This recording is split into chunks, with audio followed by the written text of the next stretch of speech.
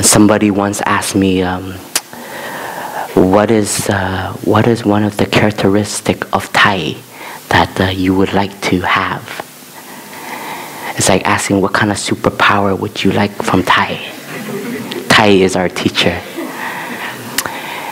And it was a good question because there's a lot of things I like about him. He's been my role model. I've also my idol. But Thai has taught us we also have to learn to be beautiful and be yourself. We have to also enrich our own capacity.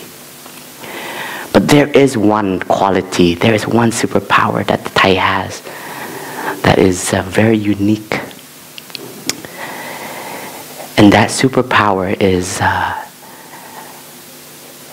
whatever the situation is of the community or of wherever we go. I've been on many retreats with him, and whenever he has an interview or he's going to the parliament to give a teaching, you know, before coming into this Dhamma hall, I don't know if you saw me, but I did about 20 loops around New Hamlet just to calm my emotions, take care of myself. But when I was with him, he always has this sense that everything's gonna be okay. Everything's going to be okay. He never said that, but I always felt that.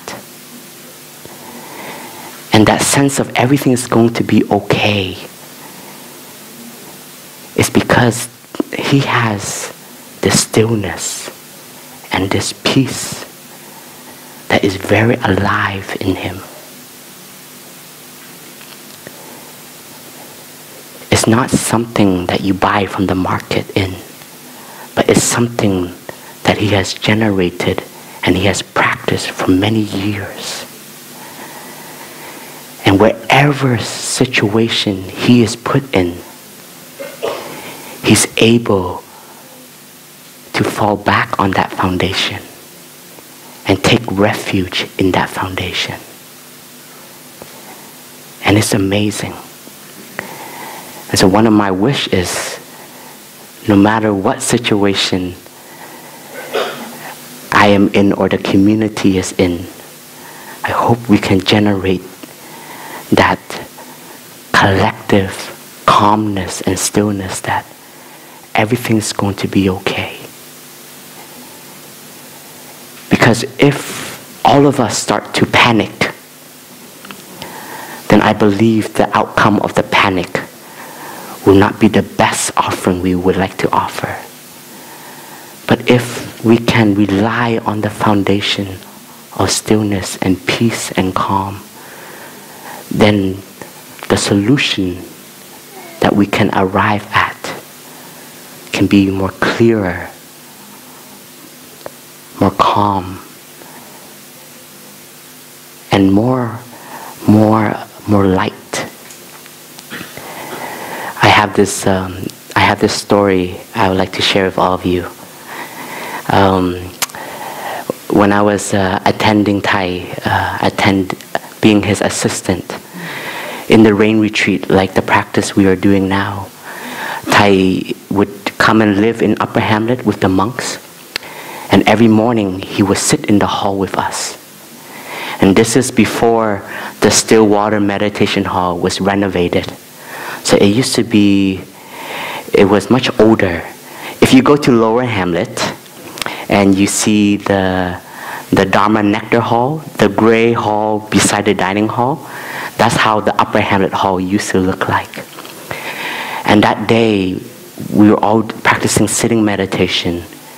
And our practice we would do one session of sitting for 30 minutes, and then we would do a round of slow walking, and then another session of another 30 minutes. And we used to have a dog. It didn't belong to Plum Village, like any of the animals in Plum Village does not belong to Plum Village. But they come and they take refuge in our community. And the dog's name was Cacahuete. It means peanut butter or peanut. And he became like a member of our community. Whenever we do walking, he would follow. And every time we do sit, he would sit outside.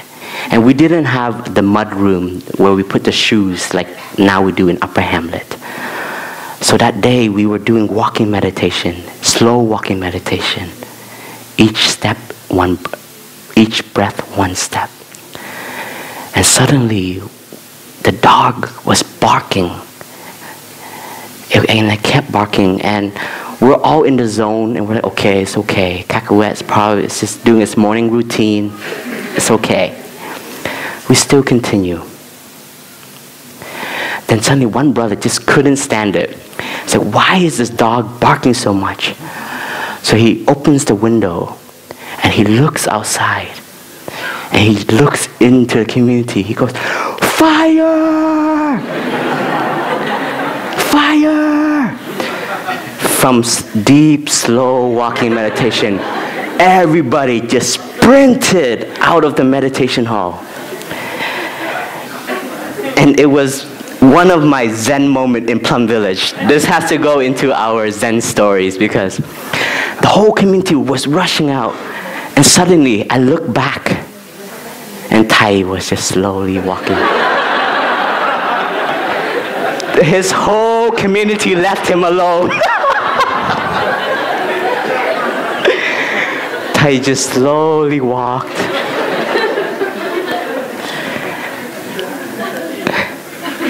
I didn't know how to react. I was just like, wow. Thai has no fear. Thai knows it's going to be okay. And Thai just walked slowly, and truthfully, it was okay. And at this moment, when he was walking out, Thai's shoes is always placed at the exit door. And when he came, his shoes wasn't there. So it meant that one of the monks, in his hurries, saw the shoes was so convenient, put it on and ran out. And suddenly we were outside and it was winter, and you just hear the attendant, who has Thai shoes? Who has Thai shoes? Can you look at your feet? And could you believe it? It was an aspirant. It was one of the aspirant, one of the guys wearing gray who had Thai shoes. And it's a moment that I never forget because for me, that just showed Thai's stability and also his understanding of the situation. If in that moment, that brother would have told us more peacefully, dear community,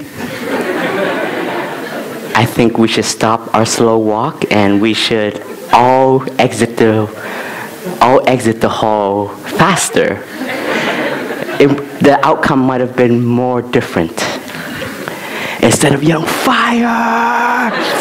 I would never forget that. He said, Sangha, fire! And in a heartbeat, mindfulness was dropped out. So for us as practitioners, I try to always remind myself in moments of craziness or hecticness in the summer retreat when so many people, bowls and plates are dropping. The rain is coming, there's no place for Dharma sharing, everybody's running around. That image always comes up, the fire and Thai walking slowly. And so for us as practitioners, it's also important in moments of crisis to also learn to come back to the center. The center is what will ground us and keep the energy of practice alive. And for me, at those moments are the moments when all of the sitting meditation, the walking meditation that we have been doing for years comes in and plays its role. So the sitting and the walking is like chopping the wood. So when the time needs, you build the fire to keep your warmth, keep your stability. Let us all listen to a sound of the bell and connect to that center within ourselves.